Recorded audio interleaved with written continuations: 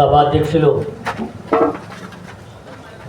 నరసింహ గారు, అట్లాగే పార్టీ జిల్లా కార్యదర్శి కామరెడ్డి యాదయ్య గారు, వేదిక మీద ఉన్నటువంటి నాయకులు, పత్రికా విలేకరులు, రైతులారా, ఈరోజు ఫార్మా పేరుతో భూముల్ని లాక్కునేటటువంటి ప్రయత్నం చేస్తున్న దానికి వ్యతిరేకంగా, అలాగే ఇప్పుడు ఫ్యూచర్ సిటీ పేరుతో భాగంగా ఈ భూముల్ని కాజేయాలని చెప్పి ఇప్పటి ప్రభుత్వం చేస్తున్నటువంటి విధానానికి వ్యతిరేకంగా ఇక్కడ ఉండేటటువంటి రైతులతో ఒక సమావేశం నిర్వహించాలని చెప్పి సిపిఎం పార్టీ భావించింది. ముందు మేడపల్లి గ్రామంలో రైతులు ప్రస్తుత పరిస్థితుల్లో రైతులు ఏం ఆలోచిస్తున్నారనే విషయాల్ని ఒకరోజు సర్వే చేయడం జరిగింది. ఇప్పుడు ఈ గ్రామాలకు సంబంధించినటువంటి రైతుల అభిప్రాయాలు కూడా తీసుకొని, వీళ్ళ ఆలోచనలు కూడా తీసుకొని గ్రామానికి మా పార్టీ నాయకులు, కార్యకర్తలు వెళ్ళి రైతులతో మాట్లాడి ఈ సదస్సుకు ఆహ్వానించాలని చెప్పి అనుకున్నాం. ఈ సదస్సు కూడా జరుగుతుంది. ఈ సదస్సులో మనం కొన్ని భవిష్యత్ కార్యాచరణ కూడా రూపొందించుకొని ముందుకు సాగాల్సినటువంటి అవసరం ఉంటుంది. అయితే ఇందులో ఒక 3 రకాల సమస్యలు ఉన్నాయి. ఒకటి, ఫార్మా పేరుతో మొత్తం రైతుల భూములను తీసుకుంటూ ఉంటే దాదాపు 19,500 ఎకరాల భూమిని రైతుల నుండి తక్కువ ధరకే భూమి తీసుకోవడం అనేటటువంటిది ప్రభుత్వం చేస్తుంది. ఇందులో ఒక 2,500 ఎకరాలకు సంబంధించినటువంటి 800 మంది రైతులు మేము భూమి ఇవ్వమని, మా భూమి మాకే ఉండాలని, మా భూమిని మేమే సాగు చేసుకొని బ్రతుకుతాం తప్ప ప్రభుత్వానికి ఇచ్చే సమస్య లేదని గట్టిగా నిలబడి 800 మంది రైతులు పోరాడుతున్నారు. ఈ రైతులకు సంబంధించినటువంటి భూములు కాజేయాలని చెప్పి ప్రభుత్వం అనేక రకాల ప్రయత్నం చేస్తుంది. రైతులు కోర్టుకు వెళితే కోర్టు కూడా సానుకూలంగానే చెప్పి రైతులకు అనుకూలంగా తీర్పు చెప్పినప్పటికీ కూడా ప్రభుత్వం ఆ రైతులను కూడా లొంగ తీసుకోవడానికి అనేక రకాల ఆంక్షలు పెడుతూ ఉంది. వాళ్ళకు సంబంధించినటువంటి మొత్తం ప్రభుత్వ రికార్డులలో ఆ రైతుల పేర్లు లేకుండా చేస్తున్నది. అంటే ఆ భూమి వాళ్ళది కాదు అనేటటువంటి పద్ధతుల్లో ఆ భూమి మీద వాళ్ళకు ఉండేటటువంటి హక్కులు ప్రభుత్వం చూపించడం లేదు. నాకు ఒక 5 ఎకరాల భూమి ఉంటే నా పేరు మీద రికార్డు ఉండాలా, నాకు రావాల్సినటువంటివన్నీ కూడా రావాలి. మరి నా పేరు రద్దు కాకుండానే, నేను భూమి ఇవ్వకుండానే నా భూమి రికార్డులు ఎట్లా పేర్లు రద్దు చేస్తారు? ఎందుకు ప్రభుత్వం నుంచి వచ్చేటటువంటి వాటి రైతు భరోసా కానీ మిగతా వాటిని ఎట్లా రద్దు చేస్తారు? ఎవరిచ్చారు ఈ హక్కు? కోర్టు వ్యతిరేకించింది కదా. ప్రజల కోసం పనిచేస్తాం, రైతుల కోసం పనిచేస్తాం అన్నటువంటి ముఖ్యమంత్రి ఆ రైతుల పేర్లను ఎందుకు తొలగిస్తున్నారు అనే విషయాన్ని మేము వ్యతిరేకిస్తున్నాం. ఆ రైతుల పేర్లు యథావిధిగా ఉండాలా. ఈ 800 మంది రైతులు గట్టిగా నిలబడితే 1 ఎకరం భూమి కూడా వాళ్ళ నుంచి పోదు. వాళ్ళు ఆ రకంగా నిలబడినంత కాలం సిపిఎం పార్టీ మీకు అండగా నిలబడుతుంది.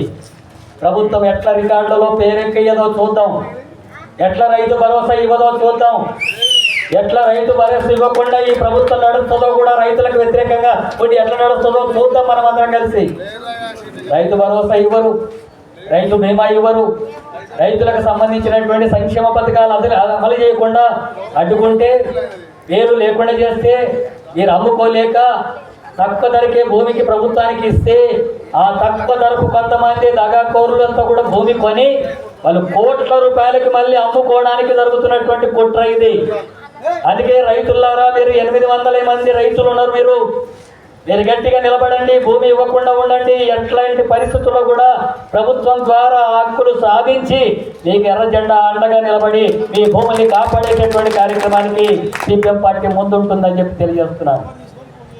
అందుకే ప్రభుత్వానికి ఇప్పటికైనా తెలియజేయడం కోసం వెంటనే రికార్డులలో పేర్లు ఎక్కించండి, వాళ్ళకి అమలు చేస్తున్నటువంటి హక్కులన్నీ కూడా అమలు చేయండి అని మన కార్యక్రమం అనేటటువంటిది ఉంటుంది. ఇది మొదటిది.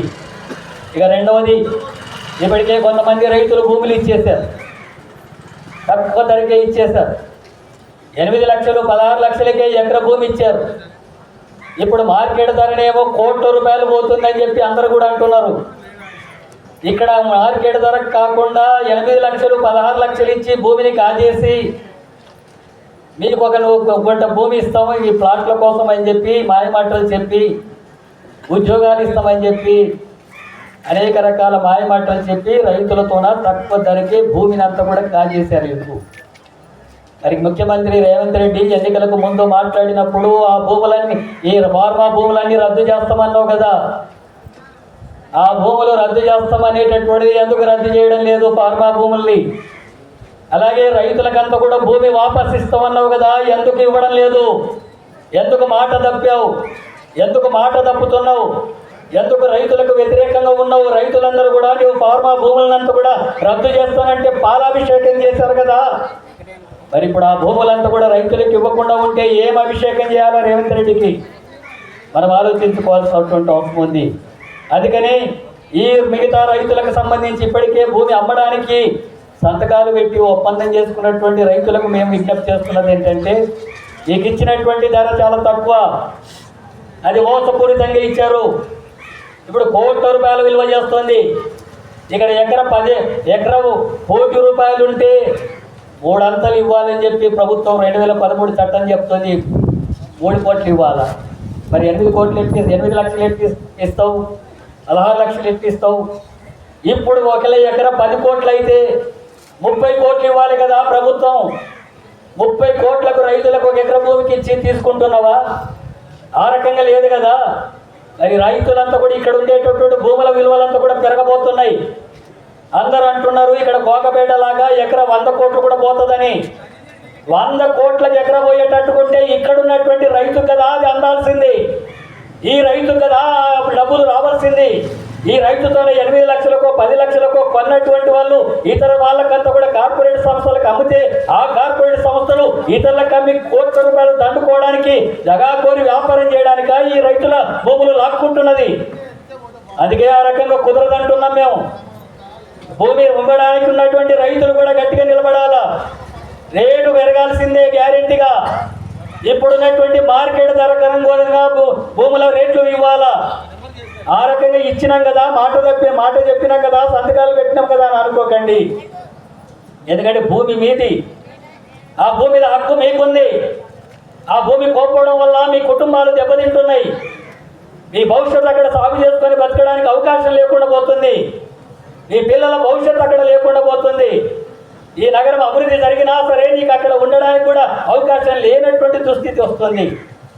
మరి అంత త్యాగం చేస్తున్నప్పుడు డబ్బులు సరిగ్గా రావాలి కదా, పెంచిన మార్కెట్ ధరకు అనుగుణంగా రావాలి కదా. అందుకని ఆ రైతులు కూడా తిరగబడమంటున్నాం మేము ఆ రకమైనటువంటి గతంలో ఒప్పుకున్నటువంటి ధరకు ఇవ్వము. పోర్ట్ సిటీ రద్దు చేస్తుంది, ఫార్మా సిటీ రద్దు చేస్తున్నాడు ముఖ్యమంత్రి. అందుకే రద్దు చేస్తున్నాడు కాబట్టి ఆ భూములంతా కూడా వాపసు ఇవ్వండి రైతులకు అని చెప్పి అడుగుతున్నాం మేము.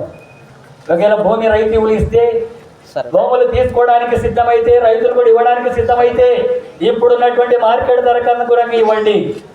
అట్లాగే ఇంతకుముందు యాదయ్య చెప్పినట్టుగా వంట భూమి 120 గజాలు కాదు, ప్రతి ఎకరాకు సంబంధించి 500 గజాల స్థలాన్ని ఈ రైతులకు ఇవ్వాలని చెప్పి మేము డిమాండ్ చేస్తున్నాం. మార్కెట్ ధరకు అనుగుణంగా వాళ్ళకు ఆ రకంగా నిధులు ఇవ్వాలని చెప్పి అంటున్నాం. అవసరమైతే ఆ విషయం మీద కూడా కోర్టుకు వెళ్ళడానికి కూడా సిద్ధమే. కోర్టుకు వెళ్ళడానికి సిద్ధమే, రైతుల తరఫున పోరాడడానికి సిద్ధమే. ఉచితంగా మీ తరఫున పోరాడడానికి కావలసినటువంటి న్యాయవాదుల్ని సిపిఎం పార్టీ సమకూరుస్తుంది. ఆ రకంగా రైతులకు అండగా నిలబెట్టినటువంటి కార్యక్రమం చేస్తాం. అందుకనే 2వ దఫా అమ్మినాము అని చెప్పి అనుకున్నటువంటి రైతులు ఆ రూపంలో ఆలోచించాలని చెప్పి నేను కోరుతున్నాను. అంటున్నారు 1,80,000 ఎకరాల భూమికి తీసుకుంటా అంటున్నాడు. ఇప్పుడు అంతకుముందేమో 19,500 ఎకరాలు అన్నది గత ప్రభుత్వం.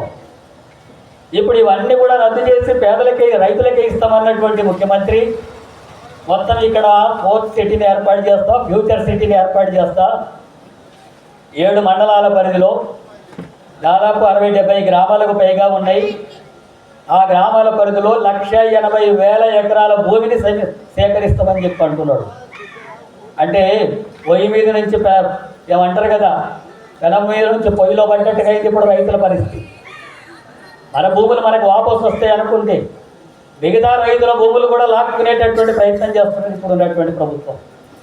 అందుకని ఫ్యూచర్ సిటీలో భాగంగా ఈ రైతుల భూములంతా కూడా ఆక్రమించుకునేటటువంటి ప్రయత్నం చేస్తున్నటువంటి క్రమంలో ఆ గ్రామాల్లో ఉన్నటువంటి రైతులందరి దగ్గరకు కూడా సిపిఎం వెళ్తుంది. అక్కడ ఉన్నటువంటి రైతులకు కూడా అండగా నిలబడుతుంది. ఎవరు భూమి ఇవ్వకూడదని చెప్పి అనుకుంటే వాళ్ళ పక్షాన ఎర్ర జెండా సిపిఎం పార్టీ ఆ రైతు పక్షాన నిలబడి పోరాడుతుంది. ఎందుకంటే అభివృద్ధి జరిగితే రైతులు కూడా అభివృద్ధి జరగాల. మొత్తం పెట్టుబడిదారులంతా కార్పొరేట్ సంస్థలంతా కూడా బాగుపడి ఈ భూముల నుంచి రైతులంతా కూడా భూమి నుంచి దూరం చేసిన తర్వాత వాళ్ళ బతుకులు ఏమైపోవాలి? కూలి బతుకులు అవుతాయి కదా. కూలి బతుకులు అవుతే మన జీవితాలు ఎలా ఉంటాయి? ఆ రకమైన కూలి బతుకులతో అభివృద్ధి చెందడం అనేది సాధ్యమవుతుందా? కొద్దిగా డబ్బులు ఇస్తే అవే మిగులుతాయా, ఉంటాయా? ఇప్పుడు పెరిగినటువంటి ధరలకు అనుగుణంగా వస్తున్నటువంటి ఖర్చులకు అనుగుణంగా చూస్తే ఎన్ని డబ్బులు వచ్చినా మిగలవు కదా. భూమి ఉంటే దాని మీద పంట పండించో, లేకపోతే కూరగాయలు వేసో, లేకపోతే ఇతర వేసో, లేకపోతే 2 గేదెలు పెట్టుకొనో, పాలు అమ్ముకొనో, ఏదో రూపంలో ఆ కుటుంబాన్ని బతికించుకోగలిగినటువంటి ఆదాయం ఆ కుటుంబానికి వస్తుంది. రైతుకి ఆ భూమి మీద ఆధారపడి బతుకుతుంది ఆ కుటుంబం. ఆ భూమి మీద ఆధారపడి ఆత్మగౌరవంతో బతుకుతారు. ఆ భూమి మీద ఆధారపడి అవసరమైతే అప్పు తెచ్చుకుంటాడు. ఆ భూమి మీద ఆధారపడి తన కుటుంబాన్ని, వారసుల్ని జీవనం కొనసాగించడానికి అది ఆధారంగా ఉంటుంది. ఆ భూమి లేకపోతే కూలి అయిపోతాడు కదా. హైదరాబాద్లో పోయి మళ్ళీ కూలి పని చేయాల్సిన పరిస్థితి వస్తుంది కదా. లేదా ఇక్కడనే ఆధునికమైనటువంటి సిటీ అయితే అందులో పోయి మనం అంతా కూడా సెక్యూరిటీ గార్డులుగా ఇప్పుడు ఉండేటటువంటి రైతులే, ఈ భూములు ఇచ్చినటువంటి రైతులే అక్కడ సెక్యూరిటీ గార్డులుగా, అటెండర్లుగా, స్వీపర్లుగా వాళ్ళ కింద పనిచేసేటటువంటి వాళ్ళుగా మారిపోతారు రైతులంతా కూడా. ఎందుకంటే వచ్చేటటువంటి వాళ్ళంతా కూడా కోటీశ్వర్లు, వేల కోట్ల వ్యాపారాలు చేసి ప్రజల్ని దోపిడీ చేసుకోవడానికి వస్తున్నటువంటి వాళ్ళంతా. నగరం పెరుగుతుంది బాగానే, పెద్ద పెద్ద బంగ్లాలు వస్తాయి. ఇప్పుడు అంటున్నాడు కదా రేవంత్ రెడ్డి పెద్ద రోడ్ కూడా వస్తుందని చెప్పి, మెట్రో లైన్ కూడా వస్తుందని చెప్పి అంటున్నాడు. 330 ఫీట్ల రోడ్లు వస్తాయని చెప్పి అంటున్నాడు.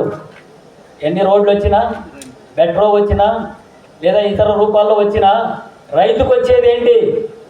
రైతు భూమి ఇచ్చినటువంటి రైతుకు వచ్చేటటువంటి లాభం ఏంటి? ఆ రైతు కుటుంబం బాగుపడడానికి ఉండేటటువంటి అవకాశాలు ఏంటి?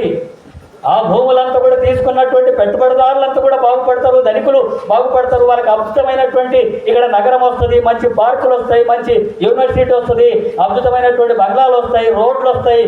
కానీ మనం మాత్రం రోడ్లు ఊడ్చేటటువంటి వాళ్ళుగా మారిపోతాం కదా. ఆ అన్యాయం జరగబోతుంది, అలాంటి మోసం జరగబోతుంది.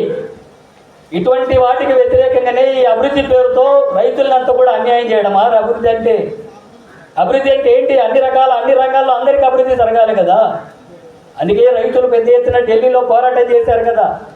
బీజేపీ ప్రభుత్వం నల్ల చట్టాలు తీసుకొచ్చి ఈ భూములంతా కూడా కార్పొరేట్ సంస్థలకంతా కూడా అప్పగించి ఈ రైతులంతా కూడా భూముల్ని 5 ఎకరాలు 10 ఎకరాలు ఉండేటటువంటి వాళ్ళు సాగు చేసుకునేటటువంటి అవకాశం లేకుండా కార్పొరేట్ సంస్థలకు, పెట్టుబడిదారులకు వాళ్ళకంతా కూడా భూములు ఇస్తే ఒక్కొక్కడు 1,00,000 ఎకరాలు సాగు చేస్తాడు, 50,000 ఎకరాలు సాగు చేస్తాడు, యంత్రాలతో సాగు చేస్తాడు, హెలికాప్టర్తో విత్తనాలు వేస్తాడు, వచ్చిన పంటను విదేశాల్లో పోయి అమ్ముకుంటాడు.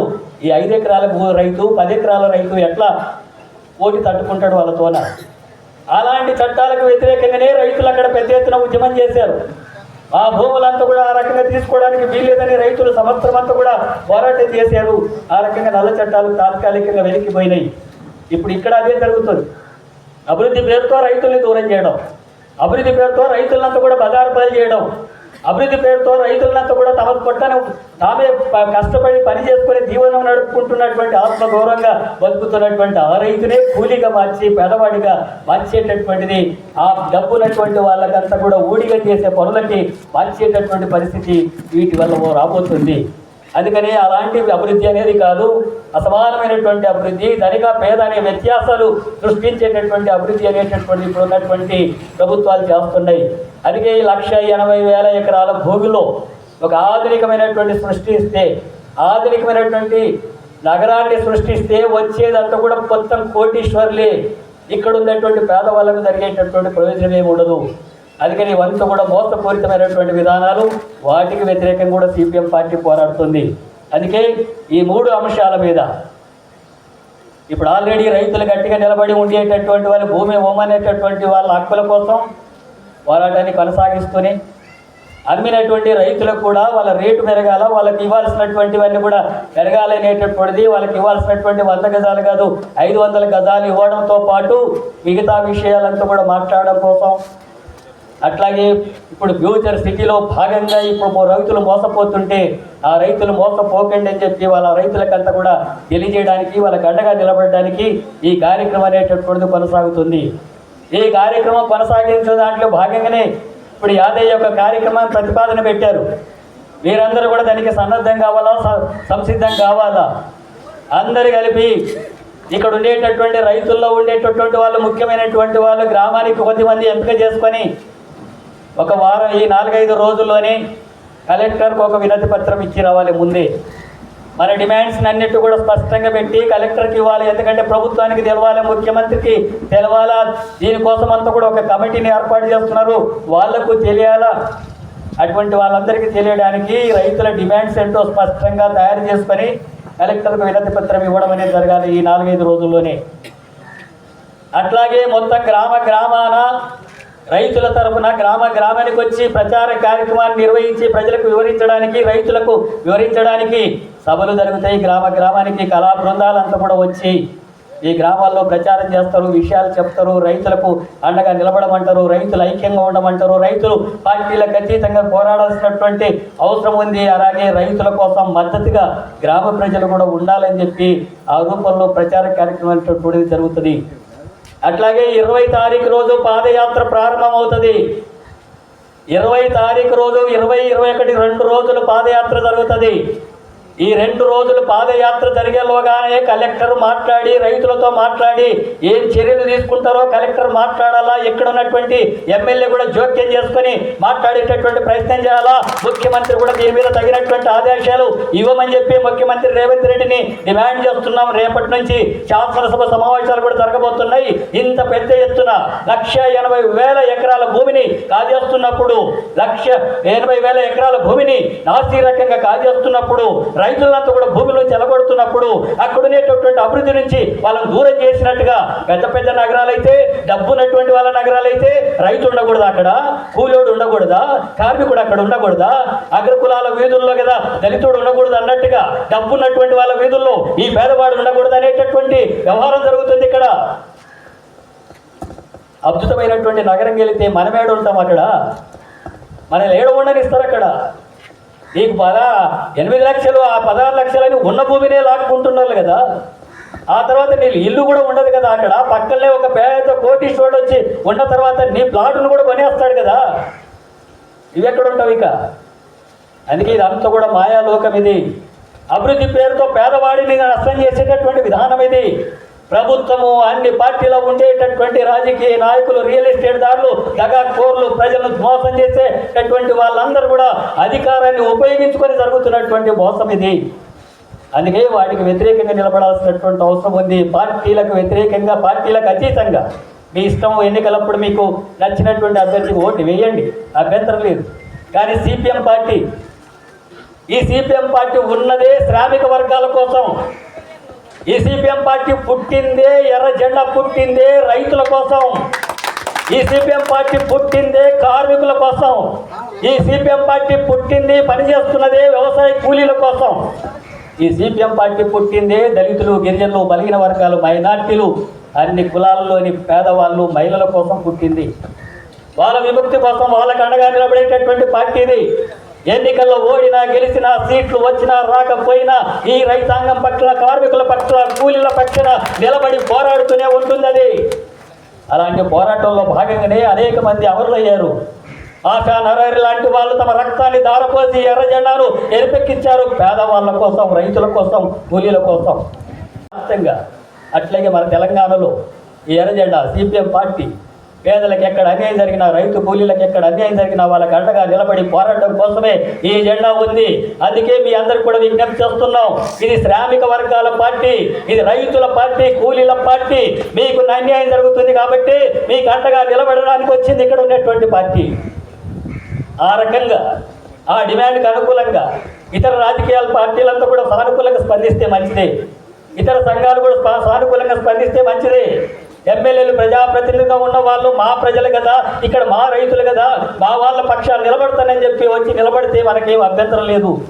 అట్లా నిలబడగలిగినటువంటి పద్ధతులు లేవు. కేవలం మోసం చేసి మళ్ళీ అధికారంలోకి వచ్చిన తర్వాత ఆ ప్రజలనే మోసం చేసేటటువంటి విధానాలు ఇప్పుడున్నటువంటి పార్టీలకు ఉన్నాయి. అందుకని వాటన్నిటికి వ్యతిరేకంగా ప్రజలను గట్టిగా ఐక్యం చేసి మనమందరం కూడా ఐక్యంగా ఉంటే, ఒక మాట మీద నిలబడగలిగితే, ఖచ్చితంగా మొండి అందరు కలిసి గట్టిగా నిలబడేటటువంటి స్థితికి మనం వస్తే ప్రభుత్వం గ్యారెంటీగా దిగిరాక తప్పదు. 2013 చట్టాన్ని అమలు చేయక తప్పదు. రైతులు భూమి ఇవ్వలమంటే బలవంతంగా తీసుకోకూడదని చెప్పి అంటది 2013 చట్టం. బలవంతంగా తీసుకునేటటువంటి హక్కు లేదు. అందుకే ఆ రకమైనటువంటి అనేక విషయాలన్నీ కూడా మనకు ఉపయోగపడేటటువంటి పద్ధతుల్లో ఉంటాయి. అందుకని 21 తారీఖున పాదయాత్ర ప్రారంభమవుతుంది. 21 తారీఖున కలెక్టరేట్ ముట్టడి జరుగుతుంది. 21 తారీఖున మొత్తం గ్రామాల్లో ఉండేటటువంటి రైతులు, కూలీలు, వాళ్ళకి అండగా నిలబడేటటువంటి ప్రజలందరూ కూడా పార్టీలకు ఖచ్చితంగా ఆ కార్యక్రమాన్ని జయప్రదం చేయాలా, ప్రభుత్వాన్ని నిలదీయాలా, అక్కడ మన హక్కుల గురించి చర్చ జరగాల.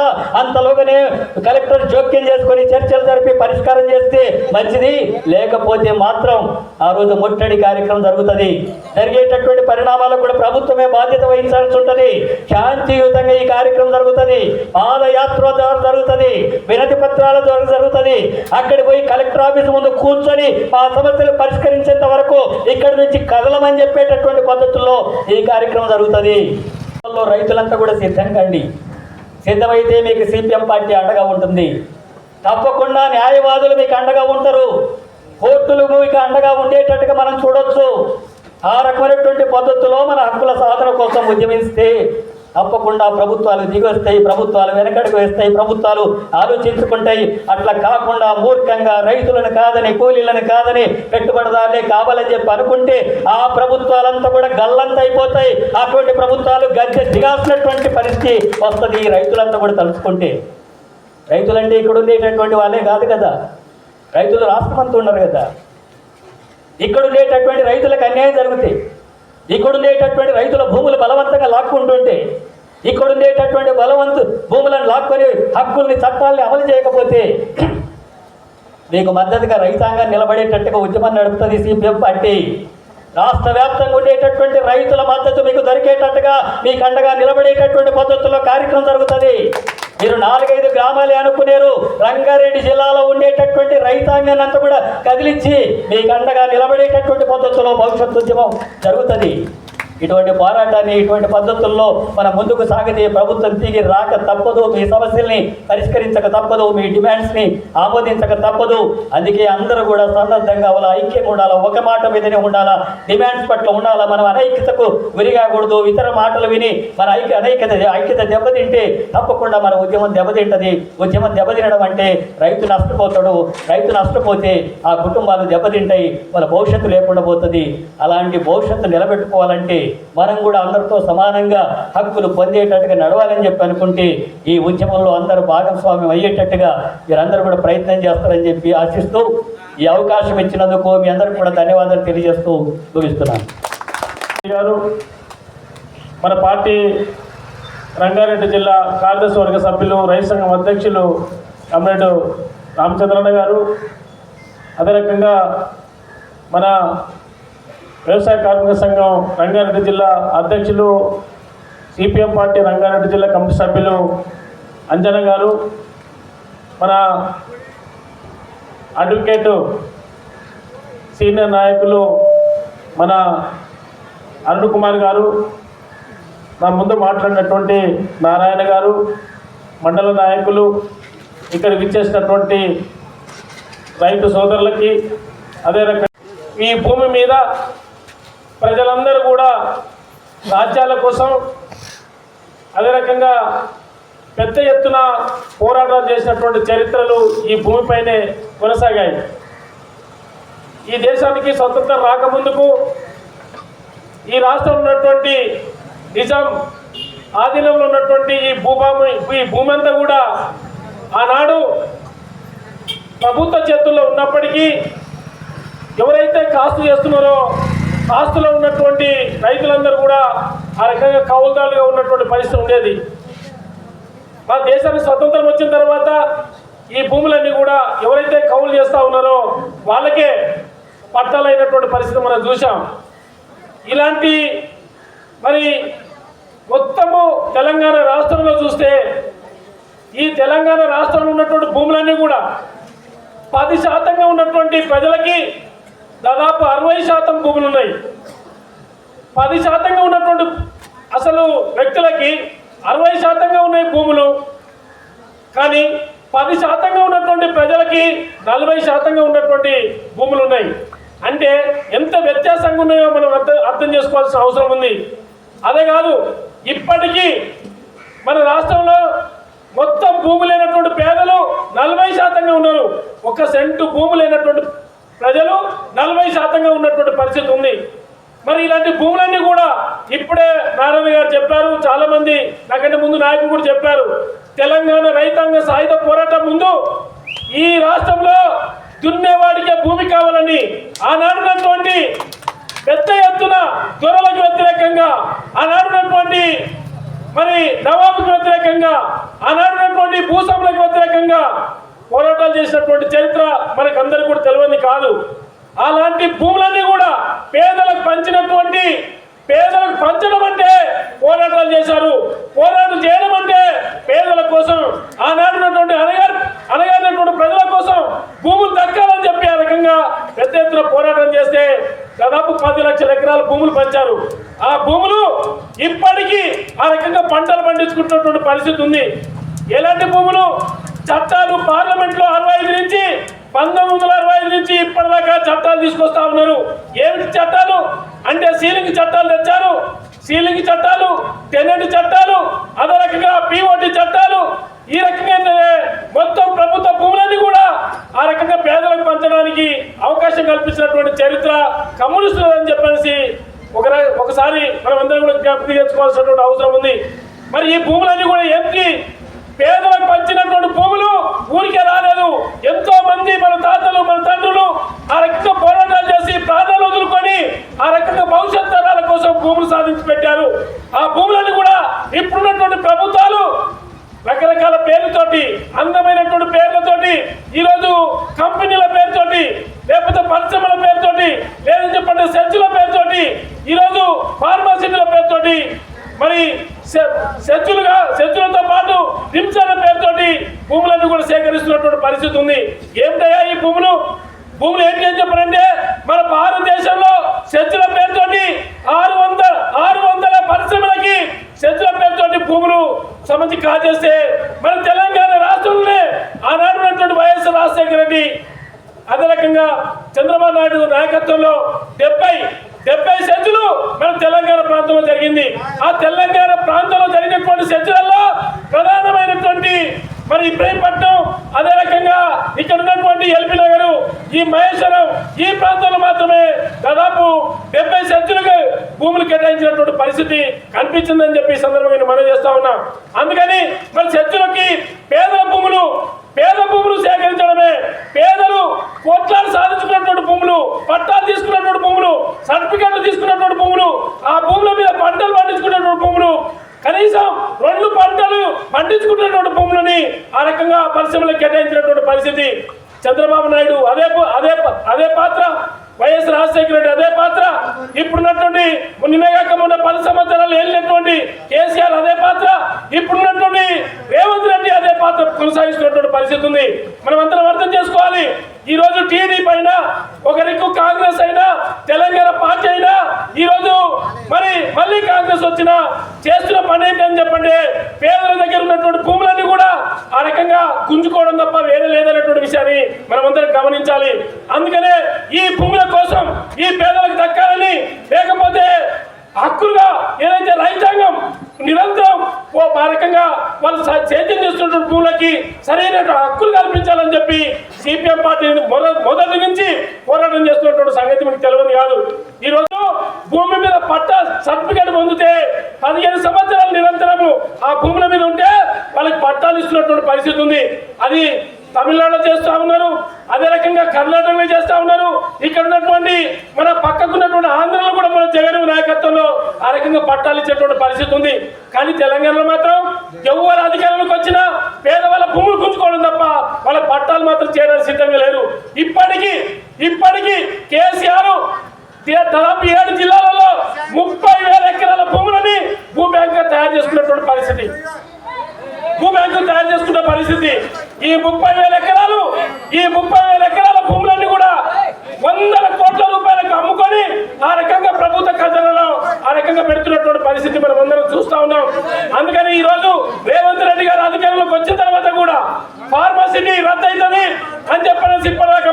రామచంద్ర గారు చెప్పారు. ఏమనంటే కోదండరెడ్డి గారితో పాటు చాలా మంది నాయకులు ఇక్కడి నుంచి పాదయాత్ర చేసి కలెక్టర్ ఆఫీస్ కి అదే రకంగా మరి రాష్ట్ర ప్రభుత్వానికి అన్ని రకాలుగా నివేదించారు. ఏమని? మేము అధికారంలోకి వస్తే ఫార్మసిటీ రద్దు చేస్తామని చెప్పారు. నిజంగా అధికారంలోకి వచ్చిన తర్వాత రేవంత్ రెడ్డి గారు ప్రకటించగానే ఇక్కడ ఉన్నటువంటి రైతులందరూ కూడా చాలా సంతోషపడ్డారు. ఏమనంటే ప్రభుత్వం మారింది, కేసీఆర్ ప్రభుత్వం పోయి రేవంత్ రెడ్డి ప్రభుత్వం వచ్చింది, తెలంగాణ ప్రభుత్వం పోయి కాంగ్రెస్ ప్రభుత్వం వచ్చింది, మాకు సమస్యలన్నీ కూడా పరిష్కారం అవుతాయి, ఈ భూములన్నీ కూడా పేదలు తీసుకున్నటువంటి పేదల దగ్గర గుంజుకున్నటువంటి భూములన్నీ కూడా మనకు తిరిగి ఇస్తారని చెప్పేసి చాలా సంతోషపడ్డారు. కానీ రేవంత్ రెడ్డి నిజంగా కూడా చెప్పిండు. ఏమని చెప్పాడు? 2 నెలలు 3 నెలలు కాకముందుకే చెప్పాడు, 4 రోజుల లోపలనే చెప్పాడు ఫార్మసిటీ రద్దు అని చెప్పాడు. నిజంగా కూడా చాలా సంతోషపడ్డాం. అయ్యా నిజంగా కూడా 100,000 ఎకరాల భూములు సేకరించినటువంటి కేసీఆర్ ప్రభుత్వం నియంత్రితంగా ఒక రకంగా చెప్పండి బలవంతంగా రైతులకు ఇష్టం లేకుండా ఆ రకంగా ఏంటంటే భూములు సంబంధించినటువంటిది వాళ్ళు స్వాధీనం చేసుకున్నటువంటి పరిస్థితి ఉంది. ఫార్మసిటీ రద్దు అని చెప్పినట్టు మా భూములు మాకు వస్తాయని చెప్పి సంతోషపడ్డారు. బొమ్మలు పెట్టారు రేవంత్ రెడ్డి గారిని, పాలు మొత్తము ఆయన ఫోటో తడిసిందాక పోశారు. చాలా సంతోషపడి పత్రికా విలేకరులు, ఎలక్ట్రానిక్ మీడియా పెద్ద ఎత్తున ప్రచారం చేశారు. అదే కాదు ఇక్కడ ఉన్నటువంటి మల్లిరెడ్డి రంగారెడ్డి ఎమ్మెల్యే గారు కూడా వచ్చి చాలా గొప్పగా చెప్పాడు, అరే ఫార్మసిటీ రద్దు చేసినామని చెప్పేసి. అందరం సంతోషపడ్డాం. కానీ జరిగింది ఏంటిది? ఫార్మసిటీ రద్దు అని చెప్పిన 10 రోజులకే మళ్ళీ తిరిగి మళ్ళీ మొదలు పెట్టారు ఫార్మసిటీ రద్దు. అంటే ఇక్కడ విష కంపెనీలు ఏదైతే పాయిజన్ తో కూడుకున్నటువంటి మందుల కంపెనీలు ఉన్నాయి, కానీ ఫ్యూచర్ సిటీ తయారు చేస్తామని చెప్పి అంటా ఉన్నాడు. సంతోషం, ఫ్యూచర్ సిటీ అని అంటా ఉన్నాడు. మరి ఫ్యూచర్ సిటీలో ఇప్పుడే నేను చెప్పాను, గచ్చిబౌలి దగ్గర ఉన్నటువంటి హైటెక్ సిటీ దగ్గర నిన్నగాక మొన్న మీరు పేపర్లో చూడండి, 75 కోట్ల నుంచి 100 కోట్లకు పలుకుతుంది ఒక ఎకరం భూమి. ఒక ఎకరం భూమి ఎంత? 75 కోట్ల నుంచి 100 కోట్లకు పలికింది టెండర్ వేసి. మరి అలాంటి భూములు ఏదైతుందో ఈరోజు ఫ్యూచర్ సిటీ అంటున్నాడు. మరి ఇన్ని వేల ఎకరాల భూములకి ఎన్ని వేల కోట్ల రూపాయలని ఈరోజు మొత్తం భూమినంతా కూడా రియల్ ఎస్టేట్ చేసుకోవడానికి రేవంత్ రెడ్డి ప్రభుత్వం పూనుకుందనేటువంటి విషయాన్ని మనం అందరం గమనించాలి. అందుకనే ఈరోజు చెప్తా ఉన్నారు, భూములు తీసుకుంటున్నారు, ఉద్యోగాలు వస్తున్నాయని చెప్పి అంటున్నారు. భూములు తీసుకుంటా ఉన్నారు, పరిశ్రమలు వస్తున్నాయి, మన పిల్లలకు ఉద్యోగాలు వస్తున్నాయి అంటున్నారు. నేను అడుగుతా ఉన్నా, ఎక్కడైనా చూడండి పరిశ్రమలు పెట్టే దగ్గర చూడండి, వాళ్ళకి ఇండ్లు కట్టిస్తాం, ఇండ్ల స్థలాలు ఇస్తాం, ఇండ్లు కట్టిస్తాం, మీ పిల్లలకు ఉద్యోగాలు ఇస్తాం, మీకు అన్ని రకాల భద్రత కల్పిస్తాం అని చెప్పేసి మాట్లాడుతూ ఉన్నారు. నిజంగా కూడా ఆ రకంగా ఉంటే ఎక్కడో చూపియండి. తెలంగాణ రాష్ట్రమా మొత్తం భారతదేశంలో ఏ రాష్ట్రంలో తీసుకెళ్ళు. మేము ఈ రకంగా భూములు తీసుకున్నాం.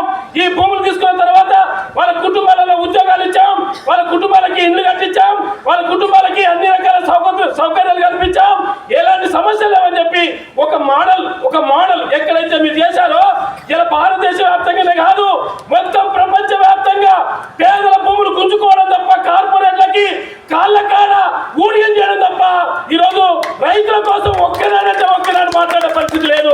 నేను అడుగుతా ఉన్నా సోదరులారా, ఈరోజు కాంగ్రెస్ అంటే బాధపడుతుండొచ్చు, టీఆర్ఎస్ అంటే బాధపడుతుండొచ్చు, బీజేపీ అంటే బాధపడుతుండొచ్చు, టీడీపీ అంటే బాధపడుతుండొచ్చు. మీరందరూ ఆలోచించండి. పార్టీలు పుట్టినప్పటి నుంచి ఇప్పటిదాకా చాలా మంది రైతులు ఈరోజు ఆ పార్టీలను నమ్ముకొని బతుకుతా ఉన్నాం. నిజంగా చెప్పండి, మనకు ఏం తీసుకొచ్చి పెట్టారు? మన పిల్లలకి ఏం తీసుకొచ్చి పెట్టారు? మన కుటుంబాలకు ఏం తీసుకొచ్చి పెట్టారు? మన సమస్యలు ఏం పరిష్కారమైనాయి? మనమందరం ఆలోచించవలసినటువంటి అవసరం ఉంది. ఇవాళ ఎవరిని కదిలించినా వాళ్ళు చెప్తున్నారు, బాధపడుతున్నారు. నిషేధ లిస్టులో మా భూములు, మా సొంత భూములు, మా పట్టా భూములు ప్రభుత్వం నిషేధించడానికి వాళ్ళకి ఎవరిచ్చాడు ఈ హక్కు అని చెప్పేసి మాట్లాడుతూ ఉన్నారు.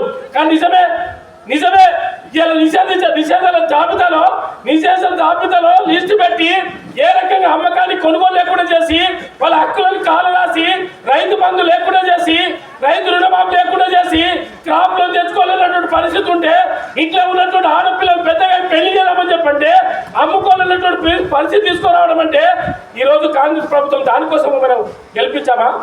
అందుకోసమైనా ఓటేసి గెలిపించింది, అందుకోసమైనా మనం అందరము నిలబడ్డది, అందుకోసమైనా జెండా పట్టుకున్నది, అందుకోసమైనా మన తాతలు, మన తండ్రులు, మనము నిరంతరం వాళ్ళ కోసం పోరాడి ఆ రకంగా ప్రభుత్వం తీసుకొచ్చి పెడుతున్నది. అదే అందుకనే అర్థం చేసుకోవాల్సినటువంటి అవసరం ఉంది.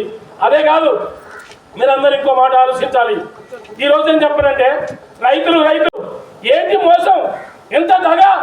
ఒకనాడు 5,000 రూపాయలు ఇస్తా, నీ సంవత్సరానికి 10,000 రూపాయలు ఇస్తా, రైతు బంధు ఇస్తున్నా. ఇలాంటి పేదవాళ్ళ భూములన్నీ గుంజుకొని కేసీఆర్ ప్రభుత్వం హైదరాబాద్ చుట్టూనటువంటి భూములన్నీ పేదవాళ్ళ భూములు గుంజుకొని 5,000 10,000 ఇస్తుంటే మనం అందరం కూడా సంబరపోయాం. నిజమా కాదా? నిజమా కాదా? చెప్పండి, నిజమా కాదా? 5,000 10,000 రూపాయలు రైతు బంధు ఇస్తే మనం అందరం సంబరపోయాం. కానీ ఈ రోజు మన భూములను గుంజుకొని కార్పొరేట్లకు ఇస్తున్నారు. మనం అందరం ఏం చేయాలా? మనం అందరం ఏం చేయాలా? పోరాడాలా లేకపోతే కూర్చోవాలా? పోరాడాలా వద్దా? సపోర్ట్ చేయట్లేదు, పోరాడాలా వద్దా? మీరు పోరాడానికి సిద్ధమేనా కాదా? మీరు అందరూ ఆలోచించండి. ఒకనాడు ఈ మహానుభావుడు కేసీఆర్, ఇప్పుడు ఉన్నటువంటి గద్దెనెక్కినటువంటి రేవంత్ రెడ్డి ఏమని మాట్లాడేది? కేసీఆర్ ఎప్పుడైనా ధర్నా చేస్తే ఇక్కడ ఉన్నటువంటి పోలీసు వాళ్ళని పెట్టి ఎక్కడికక్కడ నిర్బంధించాడు, రకరకాల కేసులు పెట్టాడు, దాడులు చేయించాడు, నిర్బంధాన్ని కొనసాగించాడు. పోలీసులను బట్టి అసలు ఉద్యమకారులని పెట్టకుండా వదిలిపెట్టేటువంటి కేసులు లేవు. మరి ఈరోజు అధికారంలోకి వచ్చిన తర్వాత కాంగ్రెస్ అధికారంలోకి వచ్చిన తర్వాత ఇప్పుడు ఏమంటున్నారు? మనం ధర్నా చేయాలంటున్నాడు. అంటే ఇంత ముందుకు ధర్నా చేస్తే తీసుకుపోయి జైల్లో పెడతావు, ఇంత ముందుకు ధర్నా చేస్తే అరెస్టులు చేస్తావు, ఇంత ముందుకు ధర్నా చేస్తే కేసులు పెడతావు, ఇంత ముందుకు ధర్నా చేస్తే పోలీస్ స్టేషన్ నిర్బంధిస్తావు. నీ ముఖ్యమంత్రి వస్తుందని చెప్పంటే ఇంత ముందుకు తీసుకుపోయి పోలీస్ స్టేషన్లో పెడితే ఈయన మాట్లాడిన మాటలేంటి? ఏమి ప్రజాస్వామ్యం అని చెప్పారు. ఏమిటి ప్రజాస్వామ్యం? ఇప్పుడు రేవంత్ రెడ్డి గారు వచ్చేసి ఇప్పుడు మళ్ళీ ఈయన అధికారులు రాగానే పోలీసులందరూ కూడా మళ్ళీ ఉద్యమకారులను మళ్ళీ నిర్బంధించడమే, ముఖ్యమంత్రి వస్తుంటే నిర్బంధించడమే, ఎక్కడ పోయినా అసలు ఉద్యమకారులని నిర్బంధించడమే, అడగకుండా స్వేచ్ఛ హక్కు ఎలాంటి సమస్యలు లేకుండా చేస్తున్నటువంటి పరిస్థితి ఉంది. మనమందరం ఆలోచించాలి. ఈ ప్రభుత్వాలు మన కోసం లేవు, మన రైతుల కోసం లేవు. మనమందరం ఆలోచించాలి. ఇది పేదల కోసం లేవు, ఏమైనా కార్పొరేట్ల కోసం. మీరు అందరూ ఆలోచించండి. మీరు ఎప్పుడైనా ఆలోచించారా? ఈనాడు కార్పొరేట్లు గెలిచిన దొరలు అందరు కలిసిపోయారు. ఓడిపోయిన దొరలు ఏం చేస్తున్నారు? అంటే గెలిచిన ప్రభుత్వంలో కలిసిపోతున్నారు. నిజమా కాదా? ఆలోచించండి మీరందరూ. ఓడిపోయినటువంటి వాళ్ళు వెళ్ళబోతున్నారు, ఏ పార్టీలో పోతున్నారు? గెలిచిన పార్టీలకు వెళ్ళిపోతున్నారు. ఓడిపోయిన వాళ్ళు ఏ పార్టీలో పోతున్నారు? సపోర్ట్ చేయట్లేదు. ఓడిపోయిన వాళ్ళు ఏ పార్టీలో పోయి కలుస్తున్నారు? కాంగ్రెస్ పార్టీలో కలుస్తారు. రేపు టీఆర్ఎస్ వస్తే ఏ పార్టీలో కలుస్తారు? టీఆర్ఎస్ లో కలుస్తారు. రేపు బీజేపీ వస్తే ఏ పార్టీలో కలుస్తారు? బీజేపీలో కలుస్తారు. వాళ్ళ బతుకంతా కార్పొరేట్లు, రాజకీయ నాయకులు మొత్తము కలిసి ఈ దేశంలో, ఈ రాష్ట్రంలో ఎక్కడ వనరులు ఉంటే, ఎక్కడ భూములు ఉంటే, ఎక్కడ సంబంధించినటువంటి వాళ్ళకు లాభాలు వస్తాయంటే అక్కడ పోయి చేంజ్ కావడం తప్ప వేరే లేదు. నిజమేనా కాదా? మనం పిచ్చోళమైతే ఏమంటున్నాడు? ఏమై అందరూ బాగానే కలుస్తున్నారు, ఈ కమ్యూనిస్టులు మాత్రం కలవట్లేదు. అరే వీళ్ళు మారట్లేదా? కమ్యూనిస్టులు మారట్లేదు అంటున్నారు. కమ్యూనిస్టులు మారేది ఒక్కటే, ఈ ప్రజలందరూ ఒక్క సమస్యలు పరిష్కారమైనప్పుడు, ప్రజలందరూ తలెత్తుకొని బతికినప్పుడు, కడుపు నిండా 2 పూటలు తిండి తిన్నప్పుడు, ప్రతి ఒక్కరికి దున్నేవాడికే భూమి వచ్చినప్పుడు, చదువుకున్నటువంటి వాళ్ళకు ఉద్యోగాలు ఇచ్చినప్పుడు, అసమానతలు లేనటువంటి సందర్భంగా పేదవాళ్ళందరూ కూడా దరిద్రం లేకుండా ఉన్నప్పుడు, పేదరికం లేకుండా ఉన్నప్పుడు, అదే రకంగా విద్యా వైద్యం పేదవాళ్ళకి అందుబాటులో ఉన్నప్పుడు అది కమ్యూనిస్టులు మారాలి. అది మారినప్పుడు కమ్యూనిస్టు నిజంగా కూడా మీ ప్రజల తరపున నిజంగా కూడా బాగా పనిచేసినప్పుడు అప్పుడు మేము మారుతాం. నిజమా కాదా? నిజమా చెప్పండి. మీరు నిజమా కాదా? ఒక ఆయన అంటున్నాడు నేను కాక మొన్న, ఏమి ఆదన్నా ఇంకెన్నేళ్ళు పని చేస్తావు? నువ్వు బ్యాంకు చైర్మన్గా చేశావు, మండల ప్రెసిడెంట్గా చేశావు, జడ్పీటీసీగా చేశావు, మీ భార్య సర్పంచ్గా చేసింది, నీ పార్టీ 3 సార్లు ఎమ్మెల్యేగా పోటీ చేయించారు, ఇంకెన్నిసార్లు చేస్తావు?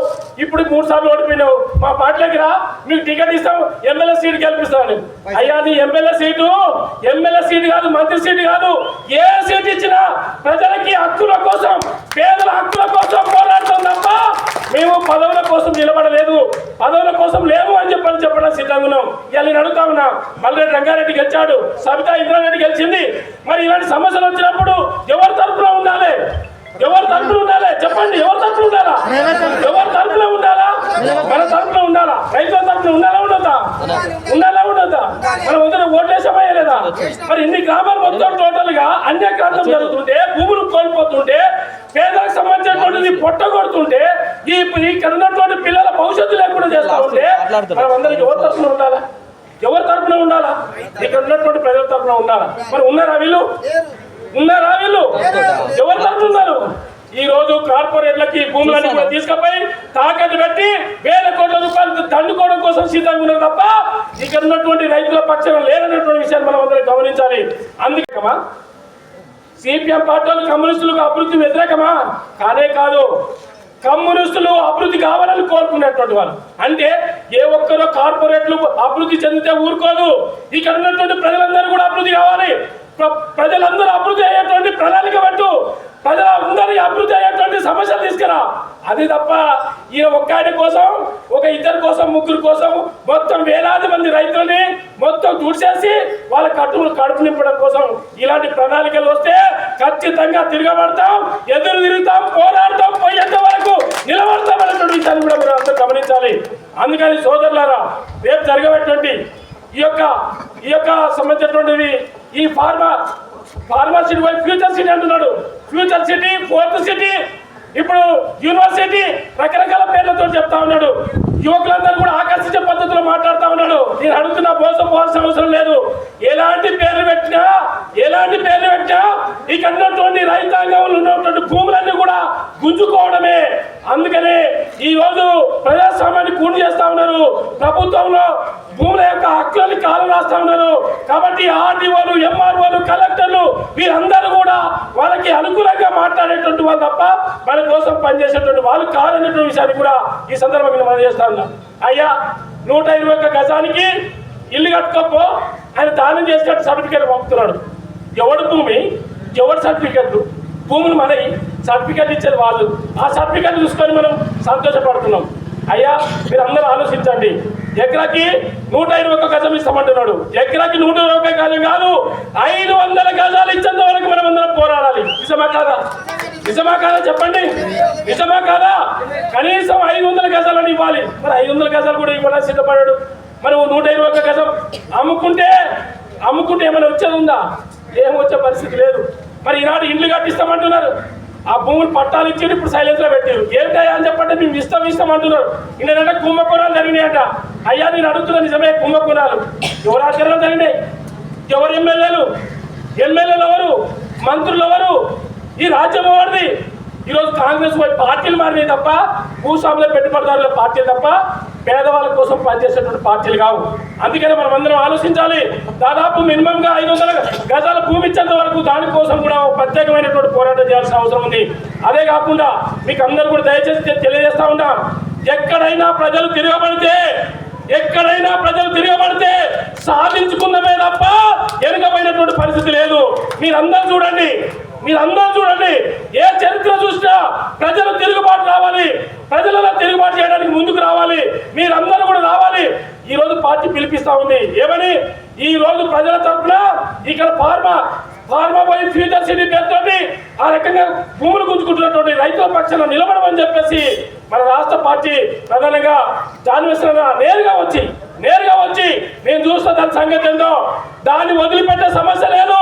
ఎట్టి పరిస్థితుల్లో ఎన్ని కష్టాలు వచ్చినా ఆ భూములకు సంబంధించినటువంటి నష్టపరిహారాన్ని లేదని చెప్పండి న్యాయంగా తీసుకోవడానికి సిద్ధపడాలి తప్ప బలవంతంగా తీసుకోవడము, ఇష్టమైన రేటు పెట్టడము, ఇష్టమైనట్టుగా అనౌన్స్మెంట్ చేయడము ఇది కుదరదన్నటువంటి విషయాలను కూడా అది రేవంత్ రెడ్డి ప్రభుత్వానికి ఆ రకంగా చెప్పడానికే వచ్చాడు. అందుకే నిన్న కాక మొన్న మేడిపల్లిలో జరిగింది. మేడిపల్లి సమస్యలు చెప్పారు. ఇప్పుడు ఫార్మర్ ఇక్కడ మన గురిమిదల జరుగుతూ ఉంది. నేను చెప్తా ఉన్నా, రేపటి నుంచి మొత్తం జీప్ చేత పెట్టి ప్రజలందరినీ చైతన్యపరిచి మరి పాదయాత్ర కలెక్టర్ ఆఫీస్కి మొదలు పెడతాం. అది కలెక్టర్ ఆఫీస్ మొదలు పెడతాం. ఇక్కడి నుంచే మొదలు పెడతాం. మరి ఇక్కడ ఉన్నటువంటి మనం కుర్మిత నుంచే మొదలు పెట్టేటువంటి పరిస్థితి మీరు అందరూ కూడా రావాలి. మరి ఇక్కడ మేడిపల్లి, ఇక్కడ ఉన్నటువంటి తాటిపర్తి, ఇక్కడ ఉన్నటువంటి మరి కుర్మిత, ఇలాంటి గ్రామాలు దాదాపు 8-9 గ్రామాలు ఉన్నాయి. అందరికి కూడా ఒకే దగ్గరికి వెళ్ళి స్టార్ట్ చేసి దాదాపు 2 రోజులు పాదయాత్ర చేసి కలెక్టర్ సంబంధించిన ఆఫీస్ని ముట్టడించి కనీసం ప్రభుత్వం మెడల కోసం సిద్ధంగా ఉందని చెప్పి ఈ సందర్భంగా మనం చేస్తా ఉన్నాం. కానీ భూములు తీసుకుంటామని చెప్పేసి ప్రభుత్వం ప్రకటించింది. ప్రభుత్వ భూములు తీసుకుంటున్నామని చెప్పేసి మొట్టమొదట 7 లక్షలు 8 లక్షలు ఇస్తామని చెప్పేసి మొదలు పెట్టారు. కానీ 7-8 లక్షలు కాదు, 2013 చట్ట ప్రకారంగా తీసుకుంటే ఆ చట్ట ప్రకారంగా భూములు తీసుకోవాలని చెప్పి సిపిఎం పార్టీ చెప్పింది. కానీ సిపిఎం పార్టీ మాట ఆ రోజు ప్రభుత్వం వినలేదు, ప్రజలు కూడా వినలేదు. ఎందుకంటే ఇక్కడ కొంతమంది బ్రోకర్లు రైతులను చైతన్యపరుచుంటే, సిపిఎం పార్టీ చైతన్యపరుచుంటే కొంతమంది బ్రోకర్లు ఈ సిపిఎం పార్టీ ఎంత చెప్పినా ఈ ప్రభుత్వం భూములు గుంజుకుంటుంది, ప్రభుత్వం ఇచ్చింది కాబట్టి ప్రభుత్వం భూములు గుంజుకోవడం చెప్పేసి రైతుల్లో భయప్రాంతాలకు గురి చేసి రైతులను చైతన్యం చేయకుండా చేసిన కొంతమంది బ్రోకర్లు. ఆ సందర్భంగానే ఈ రైతులను కూడా భూములు ఇవ్వడం అనేది జరిగింది. ఆ రోజు ఆ మాట సిపిఎం మాట విని ఉంటే ఈ రోజు ఈ స్థితి వచ్చే పరిస్థితి కాదు. ఆ రోజు ఆ భూములు ఇచ్చినాం కాబట్టి, ప్రభుత్వ భూములు అయిపోయినాయి కాబట్టి పట్ట భూముల జోలికి వచ్చే పరిస్థితి వచ్చింది. ఆ రోజు సిపిఎం పార్టీ రెడ్ సిగ్నల్ మీకు గుర్తు చేసింది. ఈరోజు హైదరాబాద్ లో సిగ్నల్ పడుతుంది, ఎర్ర సిగ్నల్ పడుతుంది, అక్కడ పోతే ప్రమాదం పోవద్దని చెప్పేసి ఆ సిగ్నల్ చూపిస్తుంది. కానీ సిపిఎం పార్టీ ఆ రోజు చూపించింది ఈ మనము భూములు ఇవ్వద్దు, భూములు ఇస్తే నష్టపోతాం, మొత్తం మనకే కాదు మన గ్రామాల మన మండలం మొత్తం సర్వనాశనం అయిపోతుంది అని చెప్పేసి ఆ రోజు సిపిఎం పార్టీ చెప్పింది. ఎర్రజెండా చూపించింది, కానీ ఎర్రజెండా మాట ఎవరు నిలదు. ఈ పక్కట ఆ భూములు ఇచ్చారు, ఆ భూములు అయిపోయినాయి, ప్రభుత్వం పట్ట భూముల జోలికి వచ్చారు. పట్ట భూముల రైతులు కూడా ఈరోజు భూములు ఇవ్వమని చెప్పేసి తిరుగుబాటు చేసి అనేక ఉద్యమాలు చేస్తున్న సందర్భంగా ఇప్పటిదాకా మనం చెప్పినట్టుగా కాంగ్రెస్ నాయకులు అనేక మంది నాయకులు వచ్చి మద్దతు తెలిపి పాదయాత్రలు చేసి ఇలా మేము కళ్ళపల్లి మాటలు చెప్పి రైతుల మోసం చేసి మా ఓట్లేపి ఓట్లేయండి, ఖచ్చితంగా ఈ రైతుల భూములు తిరిగిస్తాం, ఈ మొత్తం ఫార్మేషన్ రద్దు చేస్తామని చెప్పేసి ఈరోజు మన చెవుల్లో పూలు పెట్టే పరిస్థితి ఉంది. కానీ కాంగ్రెస్ ప్రభుత్వం మాట మీద ఉండాలి, రేవంత్ రెడ్డి ప్రభుత్వం మాట మీద నిలబడాలి. మీరు మాట మీద నిలబడకపోతే భవిష్యత్తులో కేసీఆర్కి ఏ గతి పడుతుందో అదే గతి పడుతుందని చెప్పి సందర్భంగా తెలియజేస్తున్నాం. ఖచ్చితంగా భూములు తిరిగి ఇవ్వాలి, ఫార్మా సిటీ రద్దు చేయాలని చెప్పేసి సందర్భంగా తెలియజేస్తూ సిపిఎం పార్టీ రాజాల మండల కార్యదర్శి నరసింహ గారు మరియు రంగారెడ్డి జిల్లా సిపిఎం పార్టీ కార్యదర్శి అగడాల యాదయ్య గారు మరియు వేదిక మీద ఉన్న రైతు సంఘం జిల్లా అధ్యక్షుడు పార్టీ నాయకులు రామచంద్ర గారు, అంజయ్య గారు మరియు రైతు ఉద్యమంలో కీలక పాత్ర పోషించిన నాయకులు ఈ వేదిక మీద కూడా ఉన్నారు. వాళ్ళందరికీ కూడా పేరు పేరున ధన్యవాదాలు. అందరూ కూడా సపరేట్ కూడా చూస్తే బాగుంటుంది. వెస్లీ గారు వేదికకి రావాల్సిందిగా ఆహ్వానిస్తున్నాం. లోపల ఇదివరకు టీఆర్ఎస్ గవర్నమెంట్ ఏం చేసింది, ఇచ్చిన అసైన్మెంట్లు గవర్నమెంట్ తీసుకునే హక్కు గవర్నమెంట్కు ఉన్నది అని ఒక భయభ్రాంతలకు గురి చేసి సగానికి సగం తరుగు తీసేసి అటోగా డబ్బులు ఇచ్చేసి భయపడి అది అట్లా పోటీ తర్వాత నోటిఫికేషన్ అంతా చెప్పాను. ఇప్పుడు పోర్ట్ సిటీ మనం వచ్చిన గవర్నమెంట్ పోర్ట్ సిటీ అనేది మనం తీసుకోవచ్చు. ఈ పోర్ట్ సిటీ లోపల ఎన్ని గ్రామాలు నిన్న మన ఫోన్లో పెట్టిండ్రు. మహేశ్వరం గ్రామంలో 2 గ్రామాలు, మహేశ్వరం మండలం 2 గ్రామాలు, ఇబ్రహీంపట్నంలో 8 గ్రామాలు, ఇక్కడ మంచాల మండలంలో 2 గ్రామాలు, ఆమనగల్ గ్రామంలో 2 గ్రామాలు, ఇక్కడ ఈ తాడిపట్టి ఇది యాసరం మండలంలో 17 గ్రామాలు, కందుకూరు మండలంలో 18 గ్రామాలు, మొత్తం కూడా 56 పంచాయతీ గ్రామాలను ఈ పోర్టు సిటీ లోపల కలపాలనేది ఫోన్లలో పెట్టారు. పొద్దులు వేస్తే అక్కడ సప్లై అవుతున్నది, ఆ జనాలకు అందుతున్నది, ఆ మెను గురుస్తుంది, మన్ను నడుస్తున్నది. మేము ఇక్కడ రైతు భూమి మీద ఆధారపడి కష్టం చేసుకొని మా కుటుంబాలు నడుపుకుంటున్నాం. అన్న పంటలన్నీ కూడా బస్తీలకు అమ్మేస్తున్నాం. అక్కడ వాళ్ళు బతుకుతున్నారు, ఇక్కడ మేము బతుకుతున్నాం. మీ ఉద్యోగాలు ఎవరు అడిగిందయా? ఎవరైనా కావాలి అడిగిందా? ఈ పోర్టు సిటీను సార్ సిటీను ఈ ఫార్మసిటీని ఎవరైనా అడిగిందా? ఇది గవర్నమెంట్ ఆలోచించాలి. ఎందుకంటే మొత్తం కూడా కర్షక, కార్మిక, శ్రామిక ఈ 3 వర్గాలపైనే మనం దేశం యొక్క భాగ్యోదయం ఆధారపడి ఉందని నేను మనవి చేస్తున్నాను ఈ వేదిక మీదకి.